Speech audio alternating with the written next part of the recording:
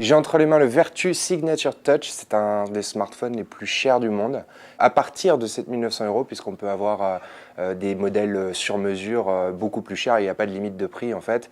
Alors pourquoi ce smartphone est très cher? Tout d'abord parce qu'il est vendu avec un service de conciergerie personnelle, un concierge qui vous suivra tout au long de l'année, 7 jours sur 7, 24 heures sur 24, 365 jours par an. Vous pourrez lui demander à peu près tout et n'importe quoi tout au long de la journée. Deuxième raison pour laquelle ce smartphone est très cher, c'est qu'il a été assemblé entièrement à la main par un véritable artisan dans l'usine de Vertu en Angleterre et qu'il réunit à peu près tous les matériaux les plus précieux qu'on peut trouver sur un smartphone.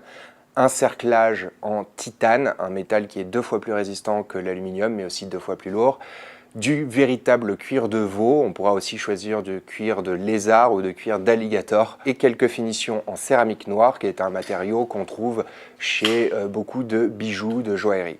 Enfin, dernier détail et pas des moindres, c'est son écran en verre saphir. C'est le seul smartphone du marché actuellement qui est doté d'un tel verre de protection. Qu'est-ce que c'est que le verre saphir? C'est un verre qu'on retrouve chez les montres haut de gamme et qui est totalement inrayable.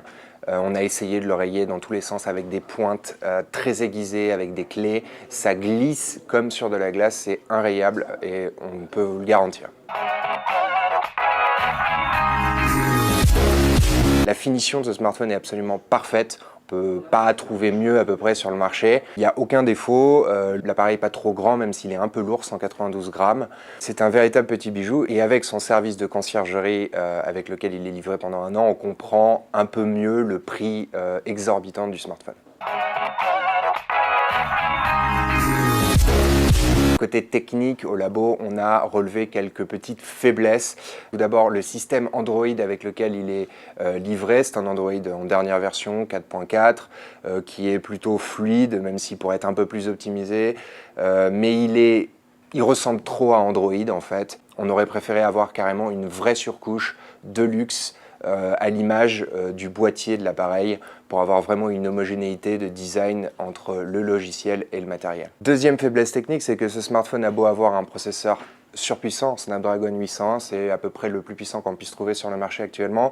Il n'est pas si performant que ça. Parce qu'il manque un peu d'optimisation logicielle.